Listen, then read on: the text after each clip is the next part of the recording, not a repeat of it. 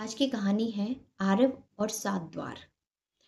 एक हिमालय के एक छोटे से गांव में एक आरव लड़का रहता था। उसको अपने भीतर बहुत सारी शक्तियों का आभास तो होता था, पर उसे वो जान नहीं पाता था। एक दिन वो ऐसे सोचते सोचते गांव के एक बूढ़े से संत के पास पहुंचता है, जिनका नाम अनंत बाबा होता है। वो उनसे पूछता है कि बाबा, मुझे क्यों ऐसा आभास होता है कि मेरे भीतर कुछ शक्तियां हैं, पर मैं उसे जान नहीं पा रहा हूँ। तब बाबा उसको मुस्कुराते हुए कहते हैं, बेटा तुम सच में इसे जानना चाहते हो तो मैं तुम्हारी इसमें मदद कर सकता हूँ। बाबा को देखकर आरव सोच में पड़ता है और वो कहता है, हाँ मैं जानना चाहता हूँ उसे। तभी बाबा उसे एक पहाड़ पर ले जाते हैं और कहते हैं, इस पहाड़ की मिट्टी को छूकर अपने सारे डर को इस पे जाने दो। तब आरव ऐसा ही करता है और खुले मन से वो अपने सारे डर को उस मिट्टी पे दे देता है। तब होता है कि उसके रीढ़ की हड्डी के नीचे कुछ लाल कलर की रोशनी चमक उठी है।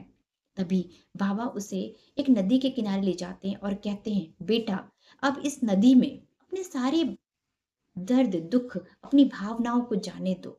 आरव ऐसा ही करता है, अपनी सारी भावनाएं जो भी उसके भीतर थी उसे जाने देता है।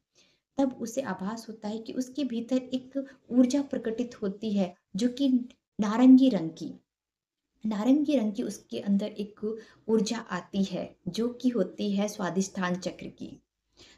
तभी बाबा उसे कहते हैं कि बेटा इस सूरज के नीचे बैठकर अपनी सभी कमजोरियों को चुनौती दो। आरव ऐसा ही करता है, अपनी जितनी भी कमियां थी और जितनी भी कमजोरियां थी उस सबको चुनौती देता है। तभी उसके भीतर एक रोशनी प्रज्वलित होती है पीले कलर की, जो कि उसको साहस प्रदान कर रही है। तभी बाबा उसे कहते हैं कि अब थोड़ी देर आंख बंद करके अपनी उन सभी भावनाओं को महसूस करो। तो वो ये महसूस कर पाता है कि वो अब खुद से और भी ज्यादा प्रेम करने लगा है, अपने परिवार अपने गांव वालों से। तो उसके भीतर की अनाहत चक्र की विस्फोटी होती है, के भीतर प्रेम और आनंद का एक प्रकाश निकलता है, अनाहत चक्र उसका ओपन हो जाता है। तभी बाबा उसको कहते हैं, अपने भीतर की सभी सच्चाइयों को बिना डरे बिना रुके खोल दो।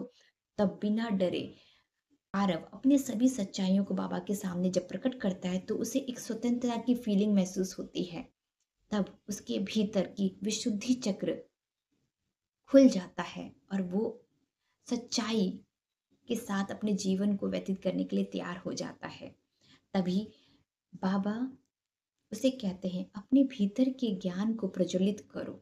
अपने थर्ड आई पर पूरा ध्यान केंद्रित करते हुए उसके भीतर की इंट्यूशन को समझो। उसके भीतर की अंतर्ज्ञान की उत्पत्ति होती है। अब बाबा उसे कहते हैं, पहाड़ उस पर्वत पे चढ़ो, बिना थके बिना रुके। उस ठंड में चढ़कर जब वो पहुंचता है आरव, तो उसे महसूस होता है कि उसकी पूरा शरीर अब पूर्ण हो गया है। उसके अंदर एक पूर्ण जागृता आ गई है।